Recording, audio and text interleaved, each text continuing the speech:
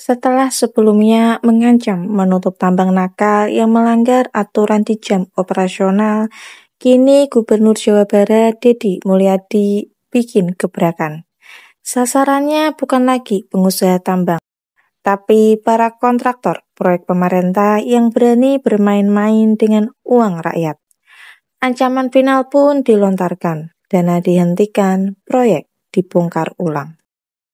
Dalam kunjungan langsung ke proyek perbaikan drainase di Jalan Dawan, Deddy Mulyadi melihat sendiri betapa asal-asalannya pekerjaan kontraktor.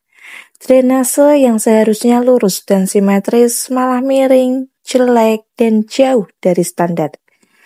Saat ditanya, seorang tukang secara belak-belakan menjawab, bahan bangunan yang semestinya disediakan mandor ternyata tidak ada. Peralatannya itu, Pak. Kenapa jelek? Soalnya mungkin begini. Peralatannya Yang kemarin kurang. minta papan buat ini. Minta papan tadi bere. Pak, harga papan berapa? Kemana Norna? Harga papan sabaraha? Paling patut sih. Atuh kunaon tadi penuhi pan beren aya RAB lagi aya kan kata Bapak. Cikane baraha? 5 murangan sia tinu semen sia. Bener tuh Pak? Ya. Kurang mau dibayar siapa pegawai nana goreng mah? Bayangkan, proyek Pokoknya yang dibayar nanti dengan uang rakyat justru dijalankan dengan akal-akalan. Dan disinilah amarah KDM meledak. Ia langsung memerintahkan drainase itu harus dibongkar dan dibangun ulang. Lebih tegas lagi, ia mengancam tidak akan mencairkan sepeser pun dana proyek bila hasilnya tidak sesuai dengan RAP yang sudah disepakati. Baik, Pak. Pokoknya nanti sistemnya adalah Pemda bagian BKAD tidak boleh dulu mencairkan sebelum dipastikan proyeknya sesuai dengan RAB. Siapa? Ancaman ini bukan sekedar gertakan di jalan. Dalam sebuah acara resmi di hadapan Menteri Perumahan dan Permukiman, serta ratusan undangan, Deddy Mulyadi kembali menegaskan sikapnya. Ia menyampaikan instruksi yang tidak bisa ditawar.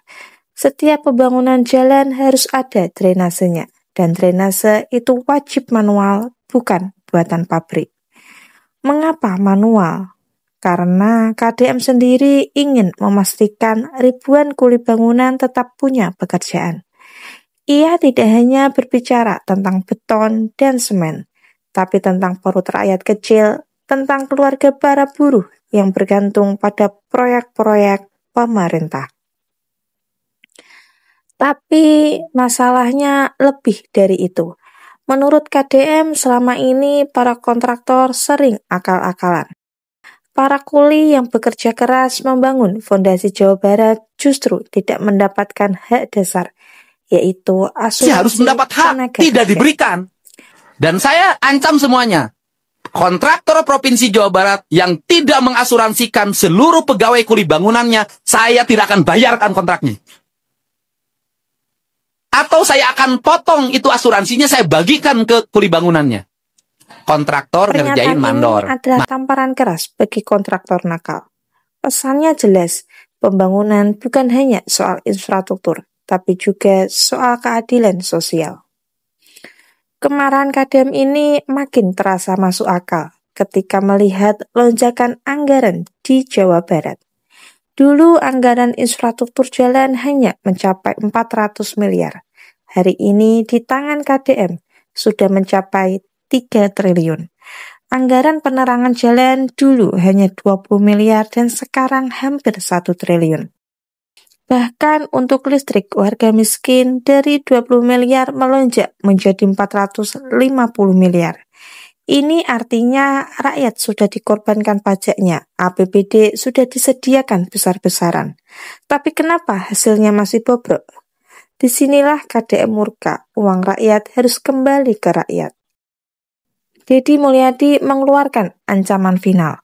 Proyek asal jadi, saya hentikan dananya. Drainase tidak sesuai RAP, saya bongkar ulang. Kontraktor tidak asuransikan pekerja, saya potong bayaran. Tegas, jelas, dan tanpa kompromi. Bagi KDM, pembangunan bukan sekedar beton yang berdiri, tapi juga keadilan sosial. perlindungan pekerja, dan penggunaan anggaran yang benar-benar untuk rakyat. Ancaman ini menjadi peringatan keras. Tidak ada ruang lagi untuk proyek asal-asalan di Jawa Barat. Tidak ada tempat bagi kontraktor yang mempermainkan uang rakyat. Ancaman final KDM sudah diumumkan. Dana bisa dihentikan, proyek bisa dibongkar ulang. Satu pesan yang menggema, pembangunan harus untuk rakyat, bukan untuk kepentingan segelintir orang. Jangan lupa like and share ke teman-teman kalian, supaya teman-teman kalian juga tahu berita terupdate baik dalam dan luar negeri. Terima kasih.